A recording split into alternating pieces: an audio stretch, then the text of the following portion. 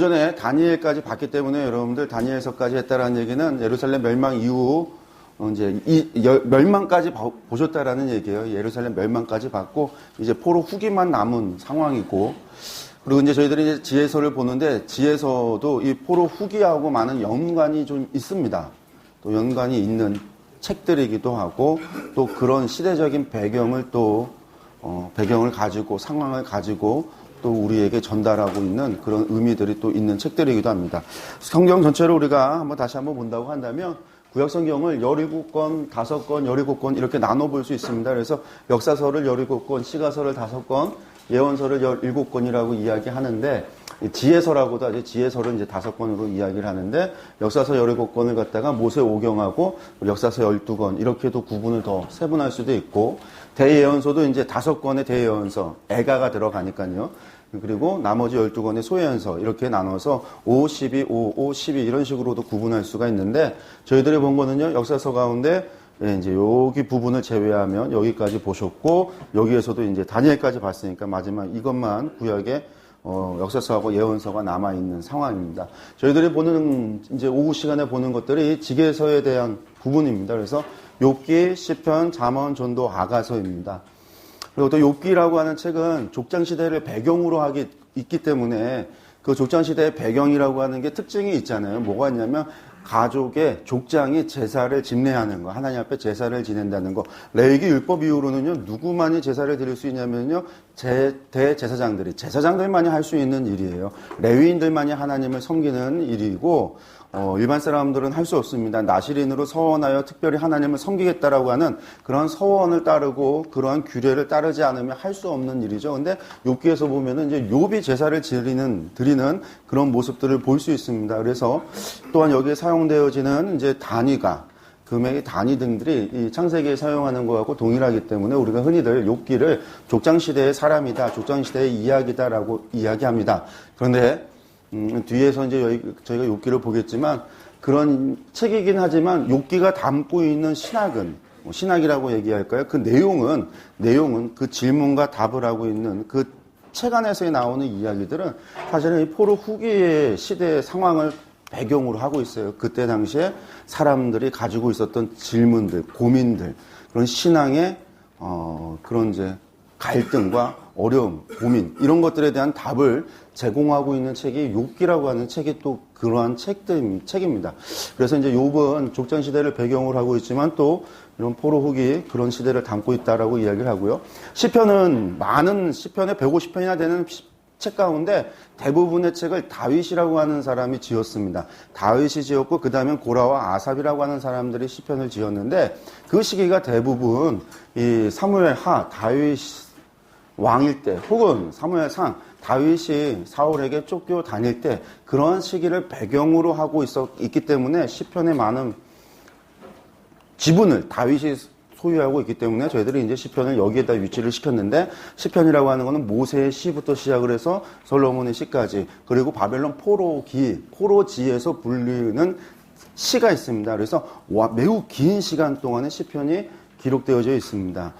어쨌든 이제 시편은 여기 있고요. 이제 잠전하는 우리가 솔로몬의 글이다 해서 11개 상에 위치를 시켰습니다. 이 5권의 책을 우리가 흔히들 지혜서, 시가서라고 하는데 사실은 시가서라고 하기보다는 시가서라고 하는 거는 이제 보통 시편하고 아가가 시인 거죠. 그리고 시라고 하는 개념보다는 원래는 찬양이었어요. 곡조가 있었던 노래였는데 시대가 지나가면서 곡을 잃어버린 거예요. 곡을 잃어버리고 글자만 남았다라는 거죠. 그리고 우리가 그 글자를 보니까 이걸 갖다가 이제 시라고 표현을 하는 거고요. 그래서 이제 아가서 같은 경우는 당시에 오페라와 같이 불려졌던 것이다라고 해서 아가서를 오페라처럼 재구성하시는 분들도 계세요. 그래서 남자 주인공, 여자 주인공, 그리고 이제 다수의 이스라엘 다수의 등장하는 사람들, 그래서 오페라 형식의 모습이다, 그런 글이다, 그런 이제 시다라고 이야기하는 분들도 계시는데 어쨌든 아가와 시편은 원래는 찬송의 곡조가 있었던 노래였는데 곡은 잊어버리고 글자만 남은.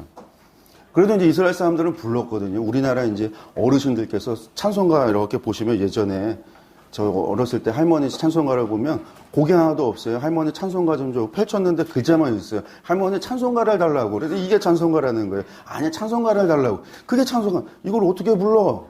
할머니 부르시더라고요. 그 장만 보고요. 근데 다 똑같이 불러요. 1장하고 2장하고 3장하고. 똑같아요. 다르시다고 하는데 들어보면은 이제 비슷합니다. 다. 어쨌든 그런 곡을 붙여서 노래를 하셨다라는 거예요. 근데 이 시편에 그런 곡은 잃어버렸듯이 어쨌든 그렇긴 하지만 시편 안에 담겨 있는 의미가 아주 있어요. 이게 또 한 편 한 편 한 편이 가지고 있는 의미도 있지만 이게 모세로부터 시작해서 바벨론 포로 후기에 있었던 사람들의 시까지 포함되어져 있는데 이렇게 다양한 시를 누군가가 수집을 해갖고 편찬을 한 거예요. 1편부터 150편까지 그 순서를 모아서 편찬을 한 거예요. 그러니까 시를 쓴 사람의 의도가 있었고 그 사람의 상황과 그 사람의 배경이 있었겠지만 또 편찬하는 사람은 편찬할 때에 어떤 의도가 있었겠죠. 이 또한 편찬이 자신의 마음대로 한 게 아니라 하나님의 섭리 가운데 시편 1편부터 150편까지의 책으로 만드시도록 했다는. 그러니까 편찬자의 의도 안에는 뭐가 있냐면 이 시편을 배열하고 있는 배열의 의도가 있어요. 의미가 있다라는 거예요. 우리가 이제 그러한 것으로 봐서 시편을 또 한 권의 책으로서 보려고 하는 그런 노력들, 그런 시도들이 많이 있습니다. 실제적으로 많은 학자들이 이것을 가지고 한 권의 책으로 보는 시편, 이런 이제 책을 쓰기도 하고 주석을 쓰기도 하고 그런 논문을 쓰기도 하면서 이 시편이 어떻게 편찬자로 인해서 어떻게 시편이 배열이 되면서 한 권의 책으로서 이야기하고 있는 거예요. 그렇게 놓고 보면은 시편은요, 그 바벨론 포로 후기 살았던 사람들에게 이 시편의 대부분의 약 70편 절반 가까운 시가 고난시, 탄원시예요. 고난 가운데 있었던 시. 그 고난의 가운데 하나님께 부르짖던 내용들. 그 고난의 의미가 무엇이냐면 바벨론 포로 후기를 겪던 사람들이 가지고 있었던 고난. 하나님의 침묵이라고 하는, 하나님의 응답하시지 않는 침묵이라고 하는 것을 경험하면서 하나님께 부르짖고 찬양하고 탄원하고 하던 그들에게 주어지는 하나님의 당시 시대에게 주시는 답이라고 하는 것이 결국 하나님만을 신뢰하고 하나님을 경외하고 하나님을 섬기고 하나님을 찬양하며 살아가야 된다라고 하는 그런 의미로서 주어졌다라는 이야기를 합니다. 분명히 또 잠언 전도서 같은 경우도 마찬가지죠. 결국은 인간의 본분은 여호와 하나님을 경외하는 것에 있다라는 겁니다. 경외한다라고 하는 게 무엇일까요? 성경에서는요, 이 경외한다라고 하는 것을 다른 말로 이야기하지 않습니다.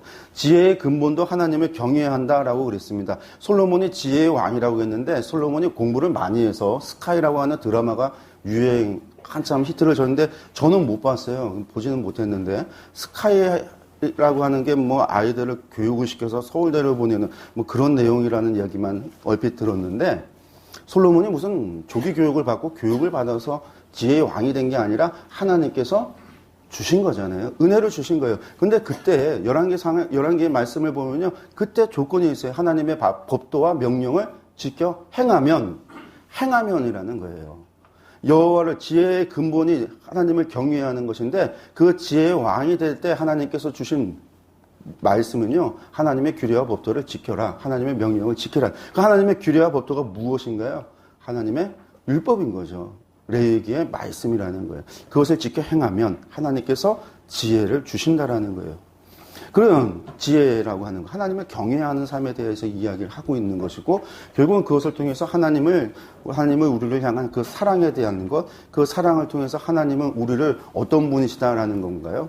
우리를 정말 사랑하고 우리와 함께 하기를 원하는, 나의 사랑 나의 어여쁜 자에 일어나 함께 가자 하시는 그 하나님의 그 사랑, 그 하나님을 믿고 신뢰하고 우리가 하나님과 규례, 하나님을 경외함으로 그 말씀 앞에서 우리가 겸손히 순종하며 살아가는 그 삶이 어려울지라도요, 그 삶이 고난일지라도요, 욥기라고 하는 것을 통해서 말씀하는 거는 의인이기 때문에 뭐 받는다? 고난을 당한다라는 거예요. 의인이기 때문에 이유 없는 고난과 고통을 당한다라는 거예요. 하나님을 잘 섬기기 때문에 고난을 당한다라는 겁니다. 그러니까 의라고 하는 것이 다른 게 아니에요. 믿음의 삶이라고 하는 것이 다른 게 아니라는 거죠. 다른 말로 시편에서 1편에서 복 있는 사람은 이야기하면서 주의 하나님의 율법을 주야로 묵상하는 자라고 했는데 결국은 복 있는 사람은 누구냐면요. 그런 고난과 고통 속에서도 하나님을 경외하며 살아가는 사람들. 그래서 그 율법을 마음에 심고 하나님을 경외하며 살아가는 사람들. 그렇게 하나님을 경외하기에 어떤 순간 어떤 상황 속에서 뭐 할 수 있는 사람이냐면요. 찬양할 수 있는 사람. 이 삶이 복 있는 사람이다라는 겁니다. 그럼 정말 그렇게 살아갈 수 있는가? 우리는요. 빌립보에서 그것을 확인할 수 있습니다. 바울 사도와 실라가 매 맞고 감옥에 갇혔는데 그들이 그 감옥에서 하나님을 찬양을 해요. 여러분들. 매 맞고 들어간 거예요. 한두 대 맞은 게 아닙니다. 바울 사도가 이야기하는 고린도 13장, 고린도 후서 11장에서 이야기하는 것을 보면요. 매를 맞은 거예요. 유대인의 40에 맞는 태형을 3번을 맞고 매도 많이 맞고 돌에 맞기도 하고 그런 말씀을 하시는데 옥에 갇히기도 수없이 갇히고 그런 말씀하실 때 그 중에 하나가 빌립보에서 있었던 일이거든요. 매를 맞았어요. 근데 그곳에서 찬양을 하는. 그런데 그게 여호와를 경외하는 자의 삶이라는 거예요. 그게 복 있는 자의 삶이라는 거예요. 우리가 생각하는 복 있는 사람은요, 이 땅에서 부귀 영화를 누리는. 그것이 우리의 복일지는 모르지만 하나님께서 말씀하시는 복은 그게 복이 아니라는 거예요. 우리가 그러한 것들을 우리 지혜서가 우리에게 말씀해주고 있다라고 하는 것, 우리가 그것을 좀 기억을 하시면서 보도록 하겠습니다. 전체 상관관계를 다시 들어가서 본다고 한다면요, 저희들이 이제 시가서, 지혜서 여기에 해당하는 부분을 보고 있습니다. 보게 됩니다. 역사서를 통해서 하나님께서 언약을 어떻게 반응하셨는가 뿐만 아니라 역사서를 통해서 나타나는 것은 무엇이냐면 하나님의 성실하심이 있는 거죠. 하나님의 인자하심, 하나님의 인애하심, 하나님께서 언약을 지키시는 그 사랑, 언약을 성실히 지키시는 하나님의 그 사랑. 우리가 그것을 이제 보통 헤세드, 하나님의 은혜요, 하나님의 인애요, 하나님의 인자라고 불리우는 헤세드라고 불리우는 하나님의 그 사랑인데 하나님께서 그렇게 행하셨고요. 이스라엘 사람들은요, 그것에 반응해서 하나님을 공경하고 경외하며 살아갔던 사람도 있지만 범죄하기도 했다라고 했죠. 우리가 범죄한 이야기는 어제 오후부터 시작해서 오늘 오전까지 들었습니다. 그런데 그럼 잘 살았던 사람, 하나님을 경외하며 살아갔던 사람들은 있는가? 있는 거죠. 그들의 고백이 지혜서를 통해서, 시가서를 통해서 나타나고 있다라는 거예요. 근데 그 말씀들을 보면요, 그들이 정말 부귀영화를 누려서 복을 받아서 그들이 하나님께 구하고 찾고 두드리는 것보다 찾고 구하고 열려지는 그런 형통의 복을 누려갖고 하는 일마다 성공을 받고 들어와도 복을 받고 나가도 복을 받고 이삭의 100배의 복을 받고 30배, 60배, 100배의 복을 받아서 재물이 늘어나고 자녀가 늘어나고 사업이 성공하고 이런 것에 대한 이야기가 아니에요. 하나님과 동행하고 하나님과 함께하는 것에 대한 기쁨, 하나님 주시는 복에 대한 이야기가 우리가 생각하는 그러한 부귀영화라고는 전혀 다르다라는 거예요. 거기서 이야기. 왜냐면 전도서에서 얘기했잖아요. 헛되고 헛되니 헛되고 헛되도다. 누려봤는데 헛된 거죠.